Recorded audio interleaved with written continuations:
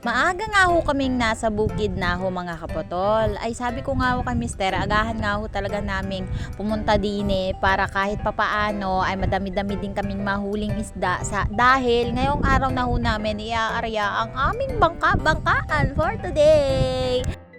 Maaga din kaming umalis sa bahay, mga madilim-dilim pa ho mga kapotol. Tapos pagdating nga ho namin dito ay syempre ang nga ho ay maliwanag na aba. Sa nakikita nyo nga ho mga kapotol ay kumuha nga ho kami ng iilang pirasong mga gatong-gatong, namulot-mulot na din si mister para nga ho makalaga na nga ho kami ng itlog na pagkain nga ho at uulamin ni Gio ngayong umaga. Ay sabi ko nga ho kay mister, pagkatapos niya nga ho akong bigyan ng mga panggatong na pinulot-pulot niya nga ho sa tabi-tabi ng mga dagat sa gubat-gubat, ay magpadapog nga ho muna kami dito. May nakita nga ho kami baga sa gilid, siguro may nag-overnight din dito sa may bukid nila ate or nag-camping sila kagabi. Huy! Kaya naman nakakuha nga ho kami mga kapotol ng mga baga-baga. Tapos inumpisahan na nga namin magpadapog kasi nga ho magluluto nga ho kami ng 3 pirasong binili nga ho ni mister sa tindahan dito sa may Conception ba. 3 pirasong itlog lang nga ho para tag-iisa kami para walang away-away. Ganarn! Sabi ko nga ho kay mister ay iwanan niya na nga ho ako dito at magumpisa na nga ho siyang mag-arya ng bangka-bangkaan namin para kahit na nagluluto laang ako ay nag-aantay ako na mahuhuli namin, maihaw-ihaw man laang ba. Bala kasi namin mga kapotol na kapag may nahuli kami ay dito na kami mag-breakfast kaya maaga nga ho kami nag-prepared para nga ho maaga din talaga makahuli ng isda. Wish ko lang din ho talaga mga kapotol na medyo madami-dami din talaga yung mahuhuli namin. Sana nga dahil banayad nga ho talaga yung dagat ngayon. Pagkatapos ko ngang inihanda ang 3 pirasong itlog ni Gio ay akin na nga hong isinalang. Kay kitang-kita nyo nga mga kapotol na napakaganda ng simoy ng hangin. Singganda ko! Tapos kasi nga ho medyo maaga-aga pa nga ho kaming umalis sa bahay ay sabi ko nga ho dalhin na namin yung termos, dalhin na namin yung kape, yung gatas ni Gio, dalhin ko na lahat ng lamang kusina namin.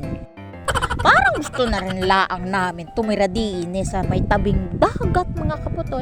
Ay alam nyo ba mga kapotol na sobrang nakaka-relax din talaga kapag dito ka nagumagahan, dito ka nagkape, maaamoy mo yung refresh na simoy ng hangin. Ay nainggit nga ho dito yung anak ko, ay sabi niya nga ho, Mama Dide, ay habang nagtitimpla na nga ho ako ng kape, ay tinimplahan ko na nga din siya ng kanyang pinakakape. At ayun na nga, pumunta na nga tayo sa napaka-refreshing na mga hangin kapag nasa dagat ka. Yung feel mo yung wala kang problema, walang toxic, wala ni kahit na anong bad moment sa buhay mo kapag nandito ka sa dagat. Gayon na, napaka-refreshing nga ho. At ayun na nga ho, ay luto na nga ang aring itlog after so many years na aking pagluluto. Ay tignan nyo nga ho, ay wala naman lang basa-basahan. Kanya naman na hawak na to the maximum level ng kaldero kahit mainit. Ay sa kapal nga naman ho ng kalyo ng aking kamay, ay paano nga ho mapapasok? Ay siya, kapag masipag nga ho talaga ang kamay ng isang tao ay pagkakapal-kapal ng kalyo, ay hayaan nyo na, ay salamat. Nakita nyo naman dito na sobrang kulong-kulo nga ho at sobrang dingas nga aring mga gatong are ay siya, babadla ang din naman sa init ng araw din sa tabing dagat, paano hindi ka naman didingas? Tapos, habang nag-aantay-antay nga ho kami at pachil-chilla ang kami din sa tabing dagat, ay inaantay-antay nga ho namin si mister na dumawi dito sa tapat namin.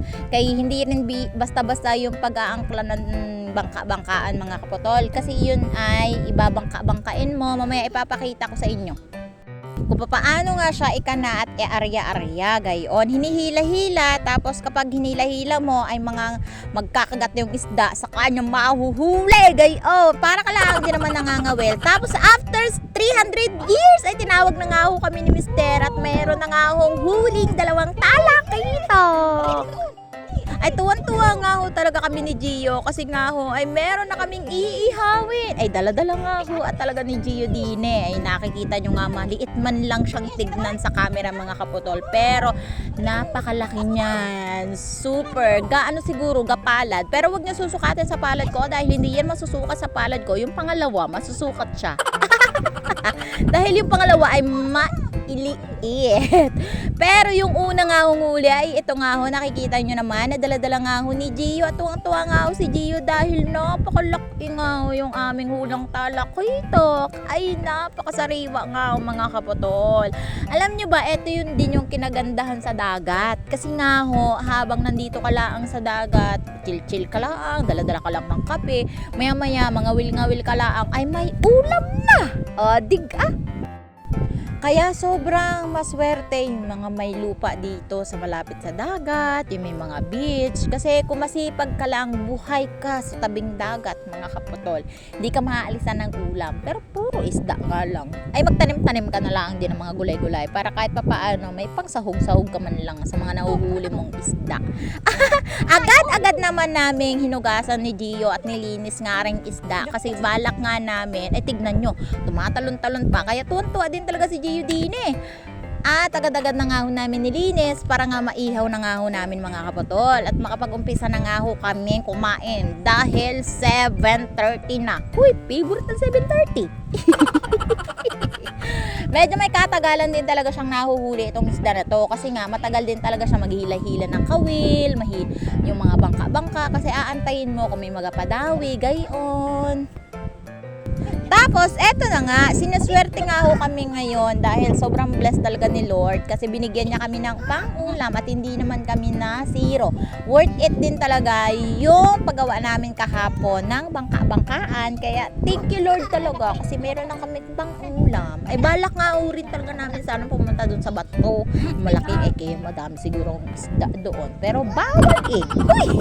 Magagalit na naman sa atin si Bundag. Sa voice cover ko nga ho na to, maririnig nyo yung mga simoy-simoy ng hangin dahil sobrang lakas din ho talaga ng hangin habang bino-voice cover ko to kasi kailangan ko na siyang i-edit tapos para ma-upload na at mapanood nyo na ulit mamaya for updating sa ating bangka-bangkaan. At nakakailang balik din talaga si Mister, pabalik-balik sa may dulo, kantuhan at sa gitna para nga ho may mapadawi at madami-dami naman siyang mahuli. At eto nga mga kaputol, tapos na nga ho namin nalinisin ni Gio ang aring isda para nga ho maiihaw na namin. Ayan, may nakita nga ho kaming salandrahan, ano yung sarangan dito sa may tabi-tabi, siguro nga ho ay nagagamit din ito nila ate kapag ihawan, ay for the go. Kinuha ko na nga yan mga kaputol para nga ho makapag-umpisa na nga ho kami ni Gio maluto at makaihaw. Ayan, so tulala-tulala mode lang tayo dito para nga makapag-umpisa na nga ho tayong kumain. After so many years ay luto na nga ho ang kabilang pisngi ng ating talakitok. Ay natutuwa talaga ako mga kaputol kasi nga ho ay libre na nga ho talaga ang ulam dito sa dagat kapag ikaw ay masipag. Kasi sinaswerte din talaga yung bangka-bangkaan namin na Kaputol Vlogs ay lahat talaga naman isang padawi lang ay mayroon talaga namang agad na madami. Ay sobra din talaga nakaka-relax kapag dito ka nga ho sa dagat. Noong nakaraan nga taon pa kami talaga nagbabalak na maganito ulit kasi tinigil ho namin yung pagbabangka-bangkaan simula nga ho nung nanganak ako kay Gio. Kasi dati nung ginagawa ko lang to mga kaputol, buntis pa ako, naaalala ko noon. Hindi na talaga kasi maharap kapag halimbawa may anak ka na, may doon ka na lang stay sa bahay, ganon. Pero syempre dahil nga ho wala tayong magagawa at kailangan natin magtrabaho, work from office tayo. Huy, English na naman, pero mali-mali na, mababas na naman tayo din Ay, naluto na nga ho at sabi ko nga ho kay Mister ay kumain na nga ho muna kami kasi nga ho ay gutom na rin talaga. Mamaya naman na ho kami ulit mag-area para nga ho mamayang hapon ay may maiuwi kami sa bahay. For the go. Ay sabi ko nga ho ay magdasal muna kami din bago kumain tapos hugas-hugas ng mga kakamayan kasi kung ano-ano mga dadadampot natin. Kaya naman ho, wag natin kalimutan na magpasalamat palagi sa Panginoon. Kasi kung wala siya, kung hindi dahil sa Kanya, wala tayong isda ngayon.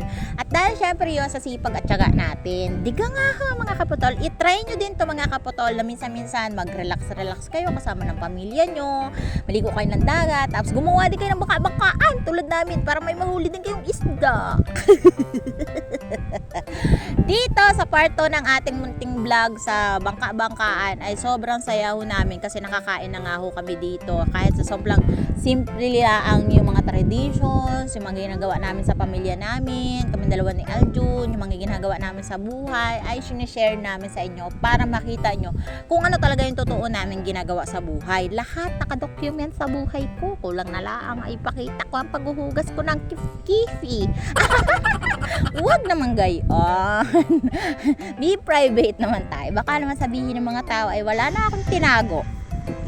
So for today's video ay hanggang dito na laang at maraming salamat sa lahat ng mga netizen na nanonood sa amin at sumusuporta. Thank you!